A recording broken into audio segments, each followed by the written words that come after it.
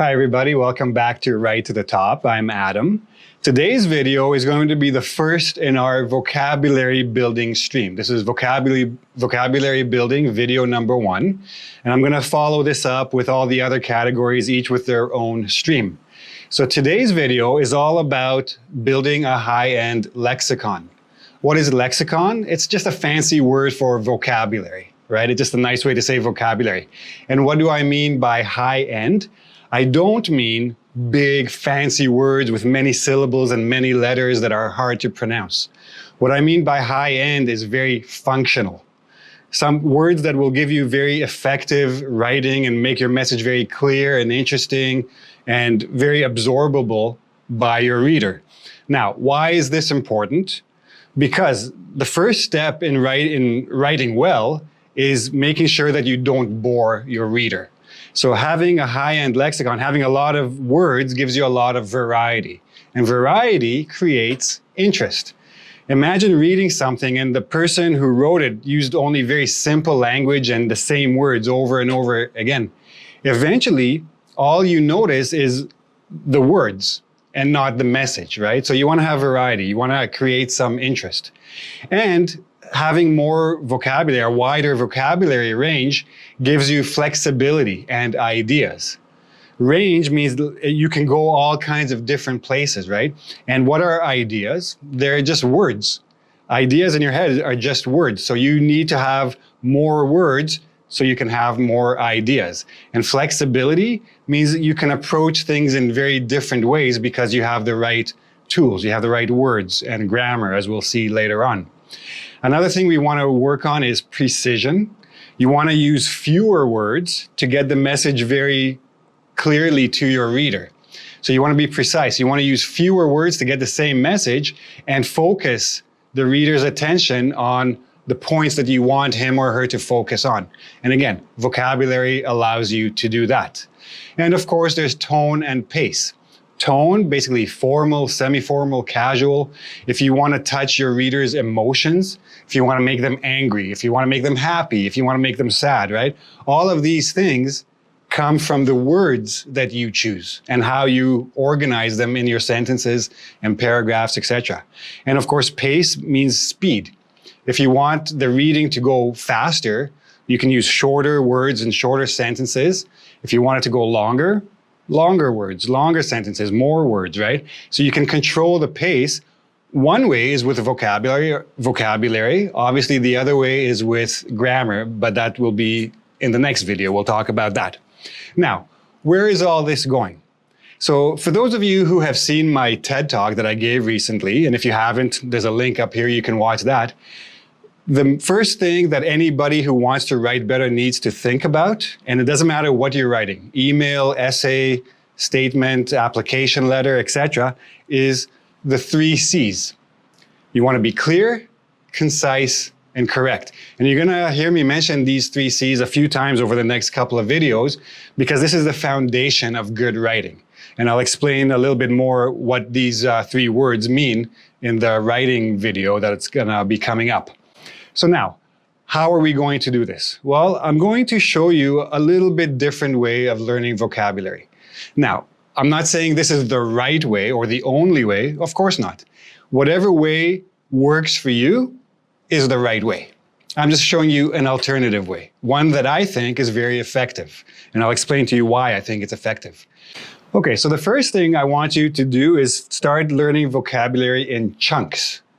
What this means is you're going to group words together that will make them a little bit more absorbable, that will make them stay in your mind a little bit more firmly and longer, right? Now, what does this mean? So first of all, you're going to think about a topic. And ideally, think or start at least with topics that directly affect you, right? Things that you do, things that you think about, things that you like, things that you have experienced. So for example, shopping. Everybody does shopping at some point during the day, if not their life, right? So you're going to start with a very general topic, and then you're going to go into more specific subtopics within that topic. But before that, once you have your topic, you want to start arranging your chunks of words, your little groups of words into categories. So for example, category 1, here's a little group. Category 2, here's a little group. Today, I'm going to show you 6 categories that I think are important for learning vocabulary and that may be effective for you. Of course, you can adjust these as you need. Now, I don't recommend you go above 10 words per chunk. I personally think 5 is the best. If you can learn 5 new words every single day, your vocabulary will grow very, very fast. So don't try to overdo it. A little bit every day. And the thing you have to remember is this takes time. It's an ongoing process. But what you should absolutely not do, and I know a lot of people do this, a lot of English learners, people who are trying to improve their English, they study academic word lists, random word lists. This does not help you. You're stuffing your head with words and they're just leaking out as soon as they're put in there. You may as well try to memorize the dictionary. It doesn't really work, okay? So I'm gonna show you what I mean by chunks and categories. Okay, so my first category, and I think this is the most important one, is context, situation, function, purpose. Basically think about the specific times you're going to need to use some of these words and apply the words specifically for this context or specifically for this function or purpose, etc. So again, if we're thinking about shopping, shopping is very general. You can talk about shopping in a store or online. You can talk about products. You can talk about people involved in shopping, like tellers or shop clerks or whoever. But then you can get more specific, and this is what I mean by subtopic. Shopping, that's your main topic. Consumer behavior, product, negotiation, these are all subtopics, and you can think about words specific to these contexts or situations or purposes, as is negotiation. So for example, consumer behavior. You can talk about impulse, like impulse shopping, where you go to a store and you see something, you didn't plan to buy it, but you see it, you like it, you buy it. You made that decision on the spot. That is called an impulse. Attitude. You have certain ideas about certain stores. For example, some people will only shop at the Gap. Some people will never shop at the Gap, and they have various reasons for either choice, and this is part of their attitude. Okay? You can talk about product. A product has attributes or characteristics. It has features, things you can do with it, or little buttons you can press or dials you can turn. It has applications, what you can do with this particular product in other situations. A negotiation is a very specific purpose. You're trying to achieve something, but you may have to compromise, or if you have enough leverage, if you have enough advantage or power over the other person, you can get more benefits from the negotiations. Now, another thing I do want to mention is that I will also teach you some slang, but not street slang. Not like, things that a teenager would say to his friend at a club or whatever. I'm going to teach you slang that is still formal enough to use in business situations, academic situations, etc.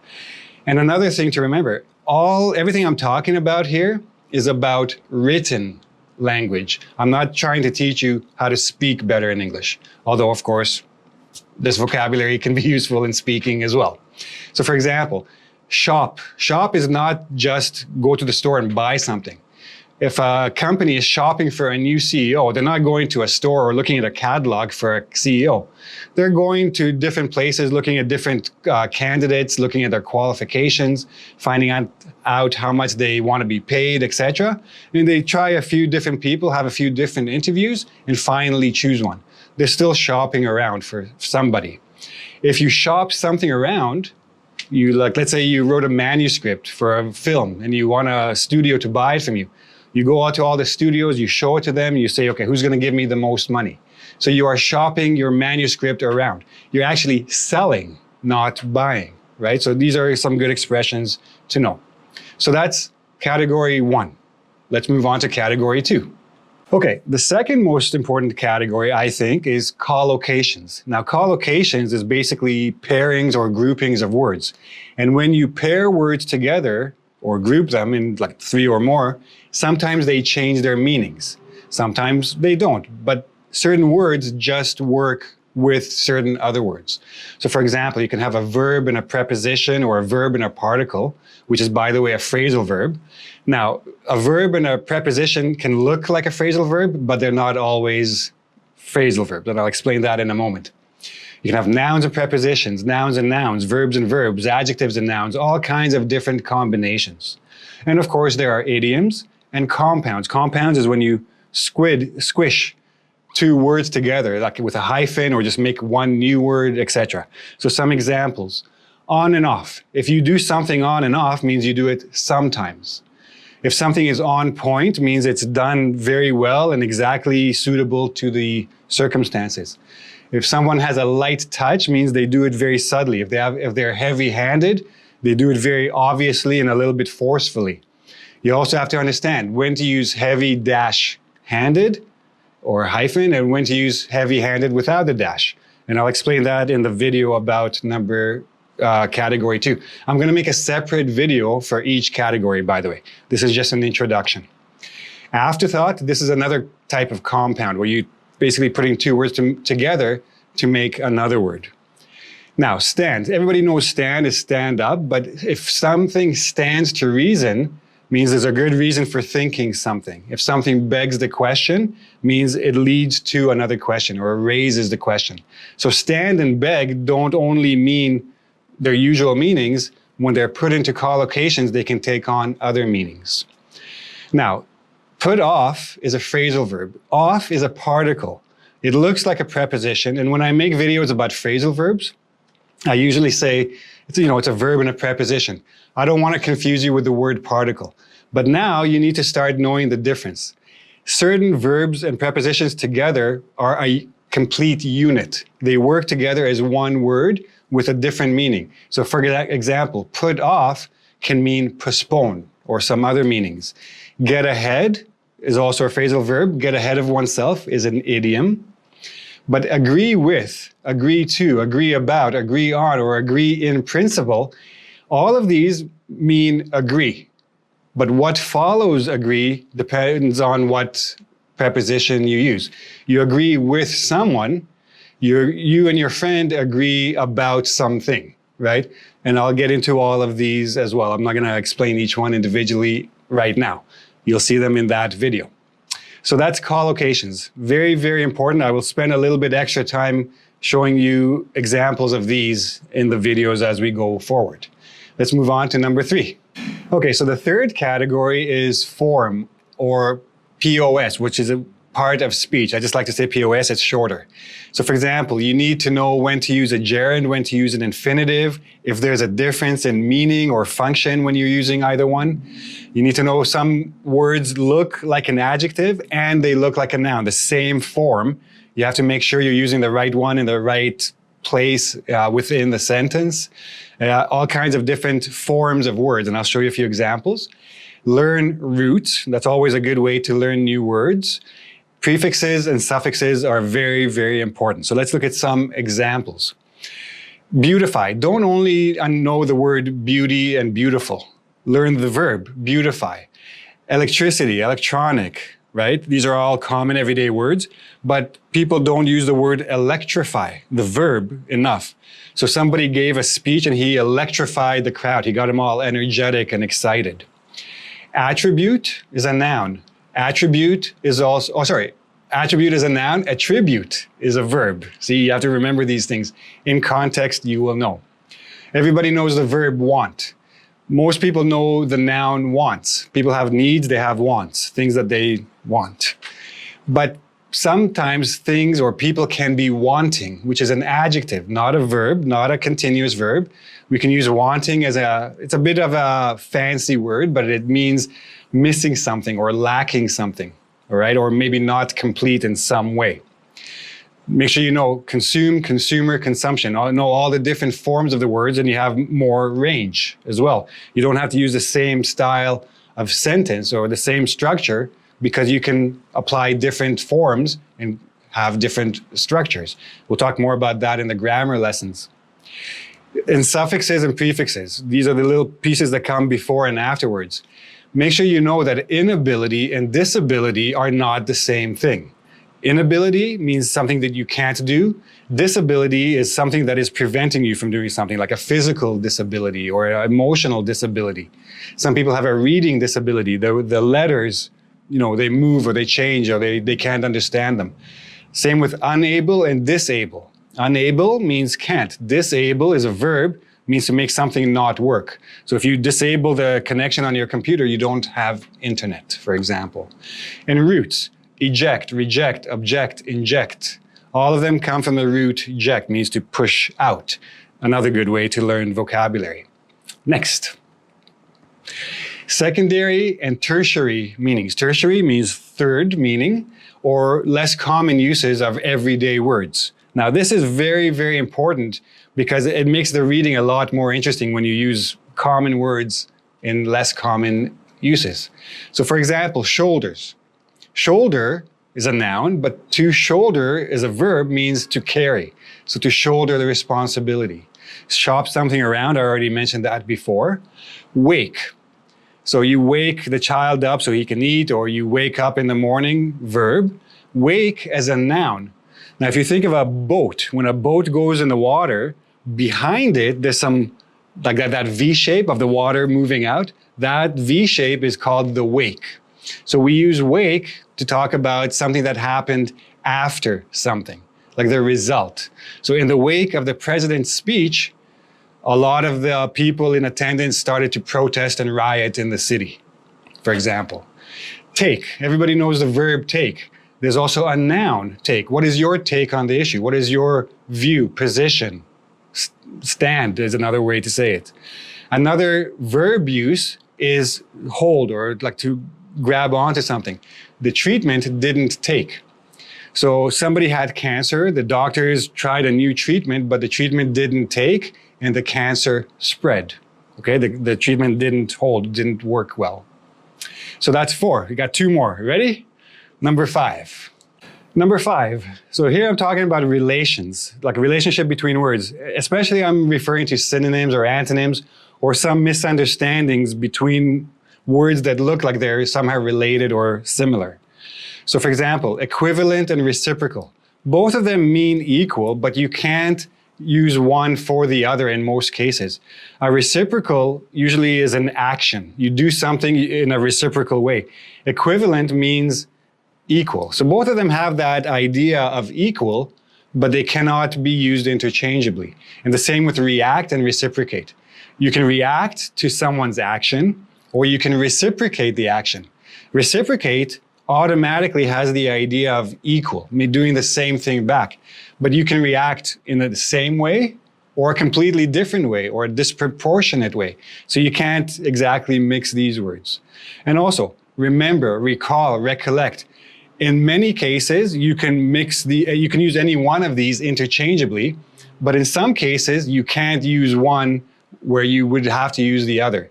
I'm not going to say, oh, I'll try to remember to call you when I get home. I wouldn't say, I will try to recall to call you when I get home. It just doesn't work, right? But again, I'll get into all the details as they come up. And one last thing, quick note. When you use a thesaurus, which is a book or online, you can get it now, where they show you synonyms and antonyms, they're going to show you a whole list of synonyms. Just because you see a word as a synonym to another word does not mean that you can switch these words interchangeably. Sometimes you will have to make adjustments in the rest of the sentence in order to use that synonym. In some cases, you can't use that synonym at all in a certain context. So be very careful with your use of a thesaurus, okay? Good tip there, by the way. And last but not least, there's direct association. Some words automatically imply other words. So if I imply a word, you infer a word. That's one example. Other examples are lend and borrow. If somebody lends you something, then you're borrowing it. They go together. A benefactor has a beneficiary. Now, other words that are often confused are comprise and compose. They're similar, but they work in very different ways. So category 6 and category 5 are very similar, but a little bit more specific in here. So I'll get to that when I make this video. Affect, effect. These are words that people often confuse. Lease and rent, Not the same thing, but similar. Okay? So now, how are you going to basically build your vocabulary? Are you going to just try to memorize these words? No. Well, you could. I mean, if that works for you, do it, right? You know yourself the best. What I recommend is start keeping a notebook. Write the word, its definition, its synonym, other forms, so you make sure you're not just learning one word, and then write very specific sentences using this word within a specific topic. Once you're very comfortable with a word and you know it very well and you know how to use it, then start applying it to other topics. Okay, that's the best way to do it. Again, a lot of work. It's going to take practice, it's going to take time.